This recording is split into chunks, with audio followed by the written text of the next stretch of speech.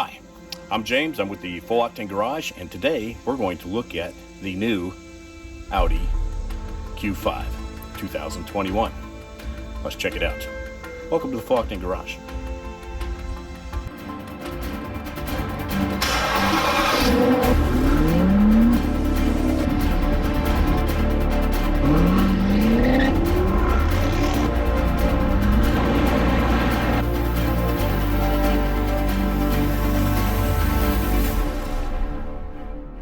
Okay, so 2021 Audi Q5 45 TSI Quattro. It's got a 2-liter turbo engine with a hybrid assist, 12-volt hybrid assist, 261 horsepower, and I think the torque is 273, which is really substantial. I just drove it, and it felt very competent, and we're used to driving the SQ5 model. And this felt very competent. This car has the optional 20-inch wheels. It has the Premium Plus package. Some of the main differences that we spotted from the outside is the rear bumper. Now there's not even an attempt to have any type of exhaust pipes exposed on this, which I find kind of odd. It is not the sporty model though, so maybe that's not what people buy it for. It's a Daytona gray with the silver accents.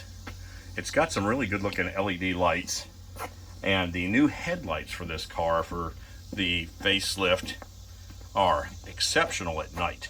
They're really a step up above from the 2020.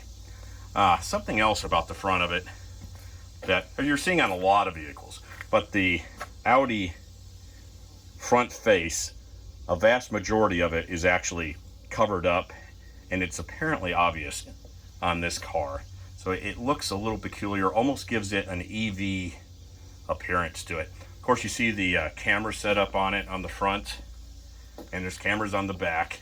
You can see them down below, and this car actually comes equipped with adaptive cruise, which comes standard with the Premium Plus package, and that's a huge thing. Absolutely love that. I'll talk about that a little bit more, but it also comes with the other driver aids such as the lane keep assist and the accident avoidance. So very cool. It's a good looking SUV. It starts at around $43,000. This one with the Premium Plus and the wheel package and such, the sticker price on this one is $53,000. Okay, so 2021, this is the remote. It does have a keyless entry, so we could walk up and do that. I like how the body colored door handles.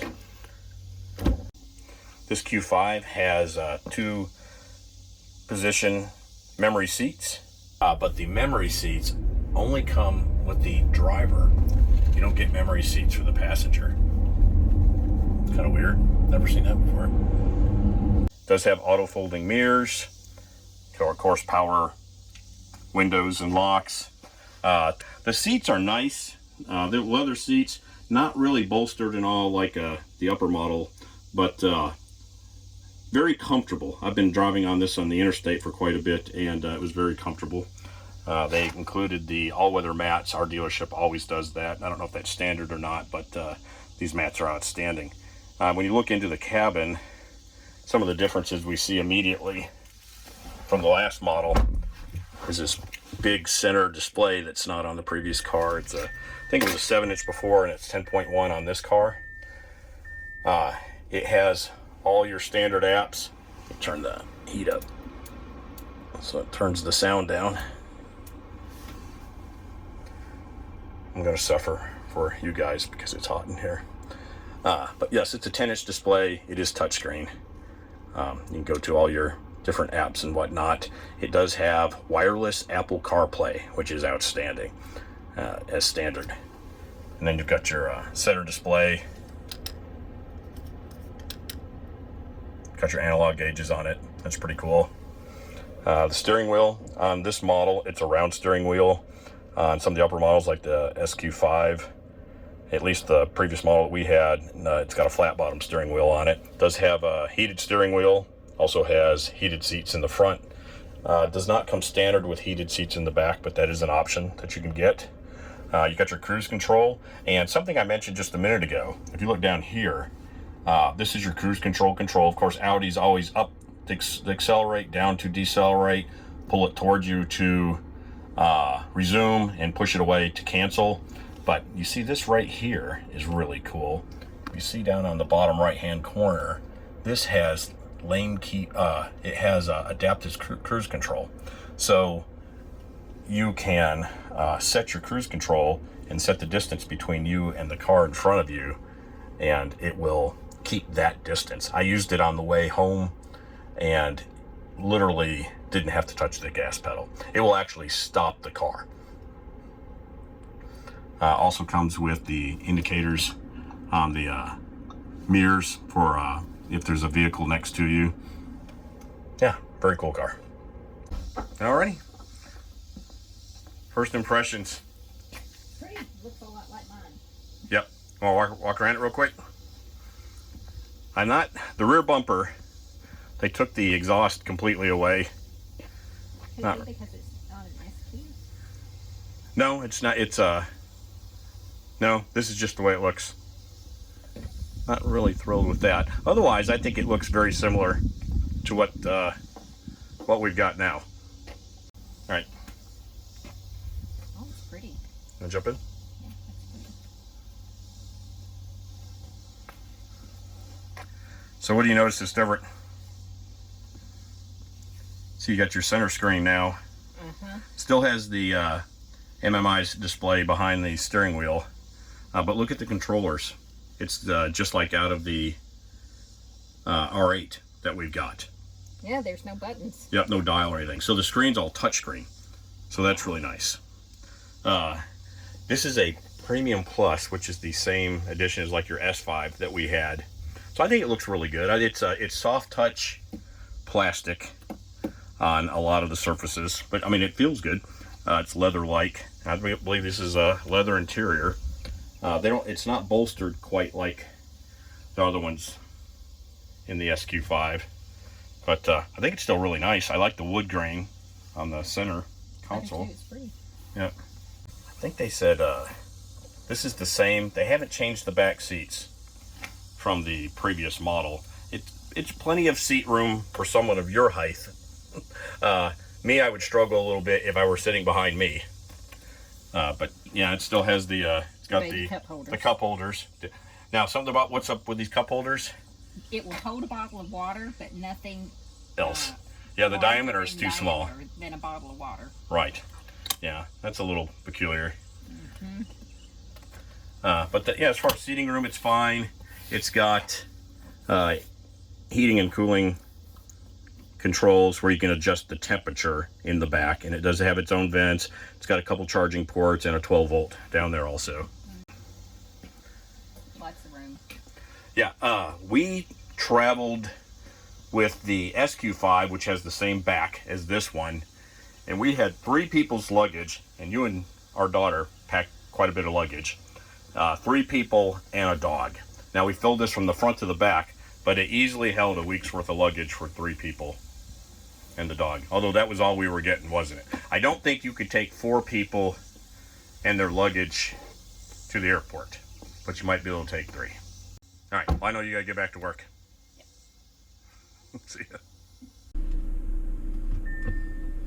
All right, off we go in the 2021 Audi Q5 SUV. It's also known as the 45 TFSI Quattro. First off, check out this heads-up display. That is absolutely beautiful. I feel like I know exactly where the car is. Same thing with the rear view display. I mean, look how clear that is. Probably one of the best I've ever seen. That is outstanding. But we need to move forward, not backwards. So this car is the Premium Plus edition. So it comes with a lot of standard items, such as the adaptive cruise control, which I'm just completely in love with. The driver intervention, the lane stop assist, things of that, or lane keep assist, things of that nature. All those things to keep you safe and make your driving experience a lot more comfortable. But don't let comfort fool you, though. This is still an Audi. The seats are they're actually more comfortable than sporty. Some of the other versions seem to be more bolstered, but I seem to be pretty planted in place. This is a quattro automobile, so it does have all four wheels driving. I think it will go as much as 70% to the rear, so it keeps that sportiness intact. So you know where we're coming from. We've had an S5, we've got a Q8, just bought a Audi R8 V10, and we recently bought a 2020 SQ5, which is the pre-facelift edition. So we've got a little bit of background as far as Audis go in the last couple of years. And you generally avoid the base models per se, such as this Q5, because you want the sporty stuff. We're used to driving sporty cars, but I have been pleasantly surprised by this car. It has a nimble, torquey feel to it. It's powered by a 2-liter turbo engine that has a hybrid assist, and it's 261 horsepower, and I think the torque is 273. Oops, look at the already speed limit. It's fast. It's 0 to 60 in 5.7 seconds.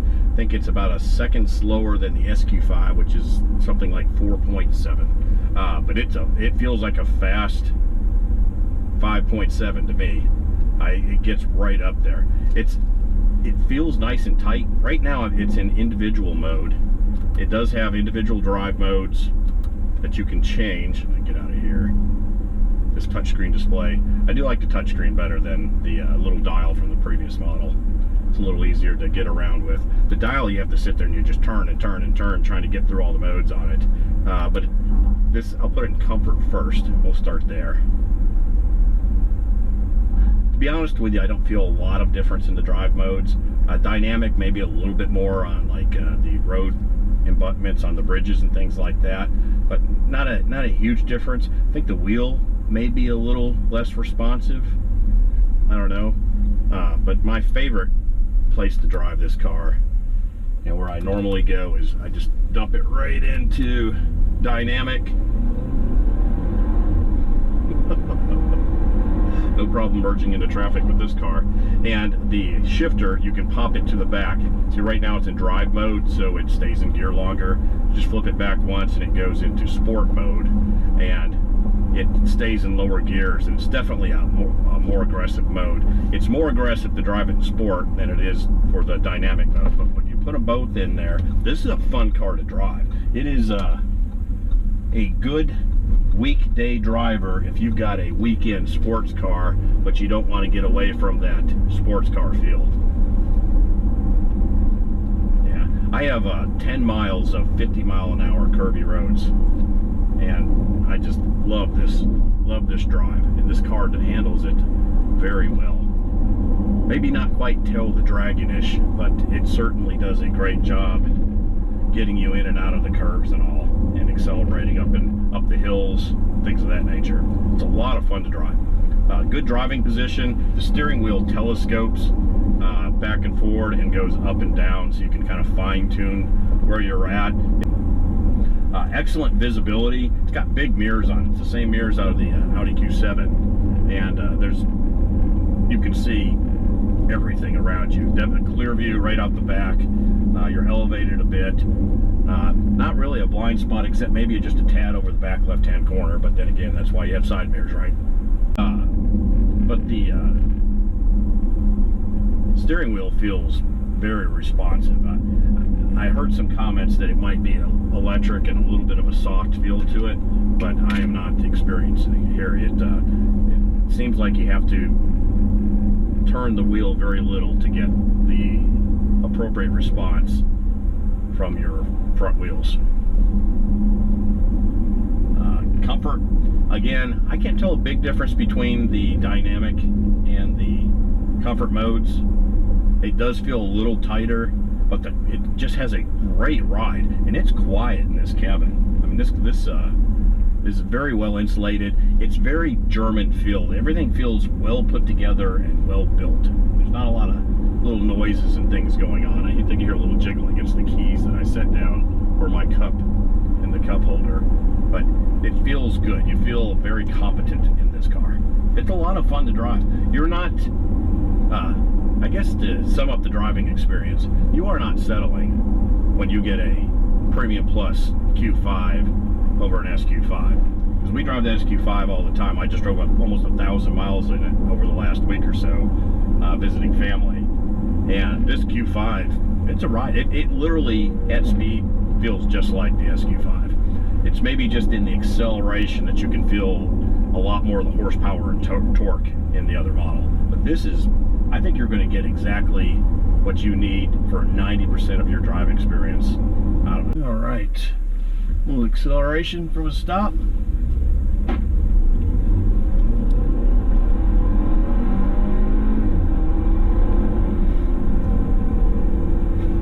It's got a little bit of a pop and gurgle from the exhaust, even though you can't see the exhaust pipes. You can hear them. Yeah, like I said, it's exciting to drive. Now we've tested, gosh, we got the SQ5 and we have driven the Porsche Mecan, and we just drove a Jaguar E-Pace. And they're all basically comparable cars. I guess maybe the Porsche Mecan might be closer to this class, but it seems to be holding its weight just fine. I would say the Porsche may have had a little bit better handling, driving experience, but this is probably better than the Jag. And of course it's not quite the SQ5, but it's actually seems to be a little bit better road going on a regular basis. The SQ5 can be kind of torquey and bouncy and on the back roads. On the interstate it'll settle out, it'll drive pretty much like this one, but it's a little bit more fun and spirited to drive. But if you do a lot of miles or whatnot, or you're just doing daily commuting in traffic, this is probably as good or a better place to be. You bump up into some of the other models, like this is the Premium Plus, and there's a Prestige model above this. You're going to start seeing some nicer interiors, more leather surfaces. The SQ5 that we have, that's got a Premium Plus package, has got carbon fiber where all the wood is. So it's an absolutely beautiful cabin to be in. But this is just fine. It's got this dark grain wood texture. Might be wood, I don't know, but it's a very pretty place to be. A couple of the negatives. One I might bring up is the air conditioning seems to struggle at times. Not necessarily now because I've got the sunroof open at all, but just generally speaking, the black interior, the air conditioning seems to struggle to keep up at times. And the other one little point to bring up is the rear cup holders are only sized for basically a water bottle. So if you stop at your local fast food restaurant or something and you get a medium-sized cup, it's not going to fit in the back cup holders. All right, so the question has to be asked, because there's a lot of options out there. You could get you could bump up to a Prestige for $3,000 or $4,000 more. An SQ5 is probably going to be about $10,000 more, maybe $12,000. Or you've got plenty of choices with other manufacturers, Mercedes, Jag, Volvo. They all make comparable sized SUVs that have the same functions. But I like the feel of this. It would be between this and maybe a Macan at this particular size, and the Macan's going to cost substantially more than this. This is just a great value for the money. If you want a German engineering, a German feel, a German type drive, sports car kind of drive that still has utilitarian features of a SUV that you can drive around normally in regular circumstances, then I would say that this Q5 is definitely something you ought to look at. It's a very good everyday driver, but I think it would be fun on a trip driving through the mountains also. Let me know what you think in comments down below. Do you like the Q5 here? Would you opt for another brand, and if so, why would you do that? Is the price too high? I don't know. Let me know. Don't forget to subscribe to our channel too, because as soon as we put some more miles on it, we will be reviewing the 2021 Audi R8 V10 RWD. I just bought it a couple months ago and wanted to be real familiar with it before we shared it with you. But that'll be coming shortly. Hey guys, that's going to wrap up our review of the new 2021 Audi Q5. Hope you liked the video. If you do, please give us a thumbs up. Don't forget to subscribe. Check us out on Facebook and Instagram. Check out Driving with Melissa at Driving with Melissa on any social media platform. And also check out Full Octane Insurance. It's the insurance arm of Full Octane Garage. If you want some great rates on some collector or classic cars, that's the place for you to go. Thanks for joining us at the Full Octane Garage. We'll see you soon.